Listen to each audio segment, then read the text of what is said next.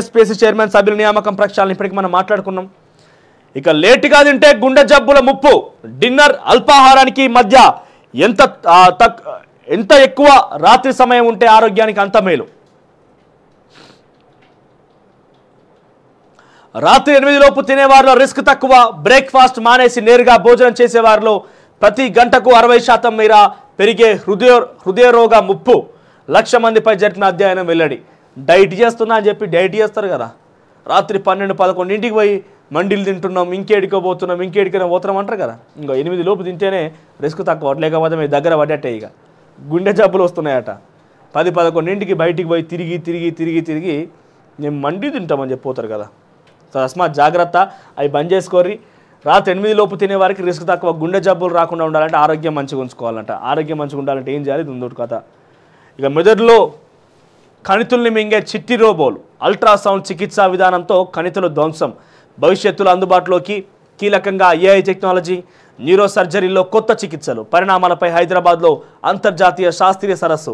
2 రోజులు ఆర్ఎఫ్సిలో ఆదివారం కిమ్స్ ఆసుపత్రిలో.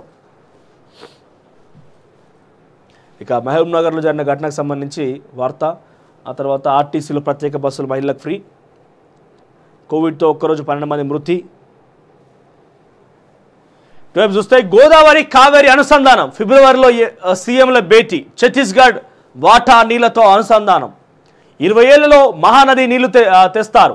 ముసాయిదా డిపిఆర్ ఇప్పటికే సిద్ధం. 2 వారాల్లో రాష్ట్రాలకు తుది నివేదిక.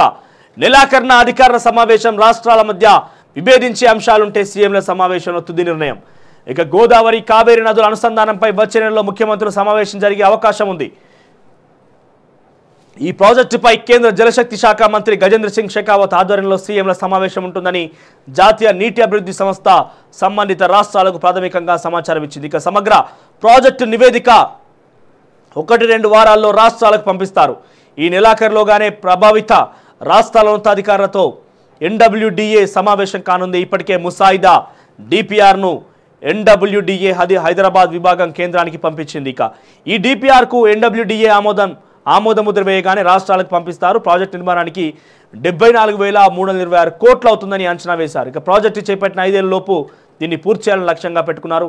నిర్మాణం పూర్తయితే వివిధ రూపాల్లో ఏటా 9,82,449 కోట్ల ఆదాయం సమకూరనుందని డిపిఆర్ లెక్క కట్టారు.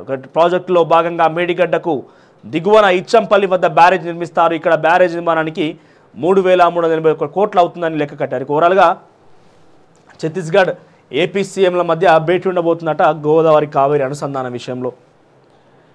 ఇక ఈడీ అధికారులపై దాడి. బెంగాల్లో రెచ్చిపోయిన టీఎంసీ మద్దతుదారులు. 3 అధికారుల గాయాలు. మొబైల్ ఫోన్, ల్యాప్టాప్లను లాగేసుకున్న అల్లరి మూక. ఇక 800 నుంచి 1000 మంది దాకా దాడికి పాల్పడ్డారన్న ఈడీ. రాజ్యాంగ పరంగా తగిన చర్యలు తీసుకుంటారన్న గవర్నర్ బోస్. రాష్ట్రపతి పాలన విధించాలని బీజేపీ కాంగ్రెస్ డిమాండ్. తృణమూల్ కాంగ్రెస్ సంబంధించిన వ్యక్తులు ఎవరైతే ఉన్నారో వాళ్ళందరూ కూడా వాళ్ళ నాయకుడి మీద విచారణ చేపట్టేందుకు వస్తున్న తరుణంలో ఈడీ అధికారుల మీద దాడి చేసి కార్ల మీద ధ్వంసం చేసి వాళ్ళ ల్యాప్టాప్లు ఫోన్లు లాక్కున్నారట. పాపం ఇక్కడ అధికారి చూడండి, తలకాయ వలిగిపోయింది, రక్తం వెళ్తున్నది పోలీస్ అధికారికి. ఇక మీపై 420 కాదు 840 కేసు పెట్టాలి. కేటీఆర్